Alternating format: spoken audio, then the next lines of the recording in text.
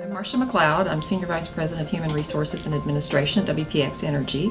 I'm a native Oklahoman, fifth generation. I have been extremely healthy my whole life, and I've done what I considered all the right things to do. I've tried to keep my weight. I run.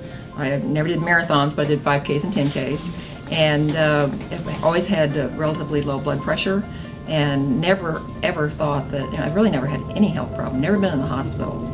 And it was shortly after I had a car accident, which was not a serious car accident, that I knew that there was something not right with my body. Something was right. I didn't have the energy. I didn't have the stamina. They tried different medications, which typically just, I couldn't do my job because they so medicated me. And then it was at some point in time that my doctor's nurse called him out and said, "She has an arrhythmia. I can tell just by taking her pulse." And it was like, oh my gosh, how did I have a heart problem? And until I went back to this general cardiologist who said to me, you definitely have arrhythmia. And he said, I'm going to send you outside, where I normally send people. I'm going to send you to Dr. David Sandler at Oklahoma Heart Institute.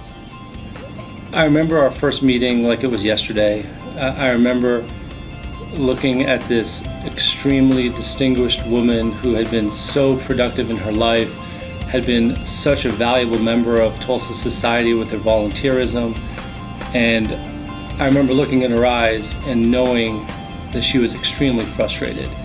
And we don't do this often, but I remember promising her that within the next 6 months or so, I'm going to have her feeling well one way or another. Such a blessing. I remember I was so frustrated, and I was sitting not very long in his office, and the people were so nice that, took my pulse and gave me an EKG, and I'm sitting there waiting, just thinking this is going to be another doctor who's going to tell me why I'm not important. Atrial fibrillation is the most common heart rhythm disorder in the world. It affects people in different ways. One of the biggest issues is that atrial fibrillation can lead to stroke.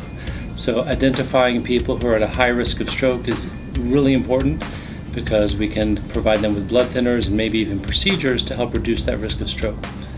For other people, the issue is trying to get rid of the symptoms of atrial fibrillation. So specifically with Marcia, she reported that when she was trying to do her work, staying late, she just couldn't concentrate. She was having the heart rhythm go out of whack. She was feeling the palpitation. She was very distracted by this, and you could tell the first time you met her that she was very frustrated. She had been used to conquering any task that was before her, and here she was unable to really concentrate because of this irregular heart rhythm that she had. So, women have to learn to be advocates for themselves here, because the medical community, not everyone has stepped up to that level of knowing that women have different symptoms, and they needed to be treated in a different way. And she was one who didn't respond well to the medications, so we proceeded with catheter ablation. So we performed the catheter ablation at that point, and last I spoke to her, she hasn't had a single episode since. No one knows your body any better than you know it, and it's up to you to be your own advocate. And that's easy for me to say, and I am blessed. I've got a great job with great health insurance. I've got the background to have been sort of trained to be an advocate. But sometimes being an advocate for yourself is very hard. But don't hesitate to speak up and continue to demand that someone find out what's wrong with you, because only you really know that there is something.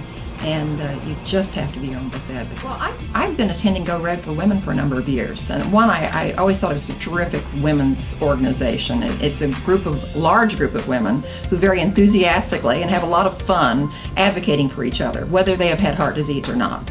So I truly enjoyed Go Red for Women Luncheon. I enjoyed the education part of it. I enjoyed the fashion shows. I enjoyed the camaraderie with other women. And little did I know that, having been involved in it, that maybe one day the Heart Association maybe is doing something for me. And it just makes it that much more important to me that there's an organization as strong as the American Heart Association, especially here in Oklahoma, and that it is an advocate for women, and that together, we can learn from each other. Heart disease manifests itself in women in different ways than men. And it's getting better, but unfortunately in the past, men were really the target of all that research. And it's so important that women stand up for women, and women advocate for women, and realize that heart disease is not just a heart attack. It can be a stroke. It can be a fib. It can manifest itself in any number of ways that can cause issues for women in trying to raise their family, to work, and to live. And we've got to be there for each other.